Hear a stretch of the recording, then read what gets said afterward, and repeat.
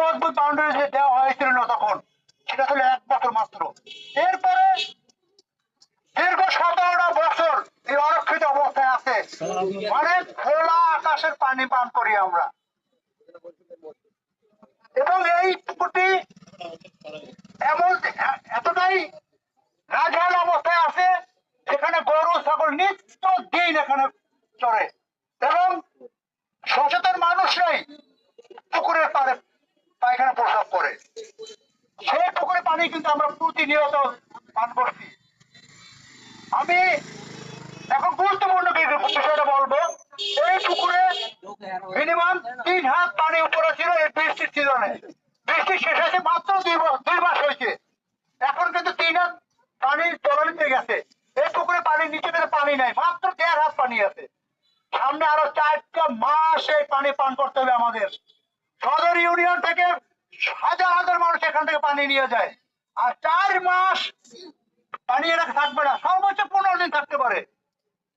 আর এত দূরত্ব পানি কিভাবে গেল? এখানে 28টি পাইপ আছে, যে পাইপ থেকে তারা বাসা বাড়িতে মোটর দিয়ে নিয়ে তার টেনে নিয়ে ট্যাঙ্কিতে ভরে ওই পানি দিয়ে তারা গোসল করে, ওই পানি দিয়ে তারা বাথরুমে ব্যবহার করে, তারা শুচি করে। যে পানি পুকুরের পানিটা আমরা 1 গ্লাস পানি পান করার জন্য হাহাকার করি, সেই পানি দিয়ে তারা গোসল করে, সেই পানি দিয়ে তারা বাথরুমে ব্যবহার করে। এটা দুঃখজনক। এই বিষয়ে আপনারা কোন কেউ কথা বলেন না, আপনারা সবাই কথা বলেন, সবাই জেগে উঠুন, সচেতন হন, এই পুকুরটা বাঁচান। আর এই পুকুরটাই এমনই অবস্থা যেখানে একজন সচেতন মানুষ, শিক্ষক মানুষ, সুপারিনটেন্ডেন্ট, হাইডার মাদ্রাসা প্রিন্সিপাল, সে এবং পাশে একটা পরিবার মিনিমাম 4 থেকে 5 হাত দখলে নিয়ে নেছে। তারা তো সচেতন মানুষ, এই পুকুরে তাদের কোনো প্রয়োজন নেই, কারণ তারা পাঠিয়ে গেছে, তার ট্যাঙ্কিতে পানি উঠায়।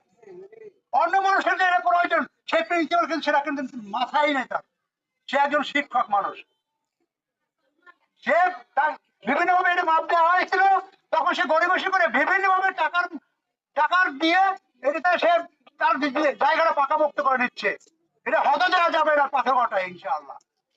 এই দখলমুক্ত করতে হবে, পাইপ কর্তন করতে হবে, টেকসই মজবুত বাউন্ডারি দিতে হবে, এই পুকুরের নিরাপদ পানির ব্যবস্থা করতে হবে। এই আশাবাদ ব্যক্ত করতেছি এই মানববন্ধন দাঁড়িয়ে। আমরা কতবার মানববন্ধন করবো আপনাদের উদ্দেশ্যে? আপনারা তো মানুষ, আপনারা পানি কিনে খেতে পারেন, কিন্তু এখানে এই পানিটা তো আপনারা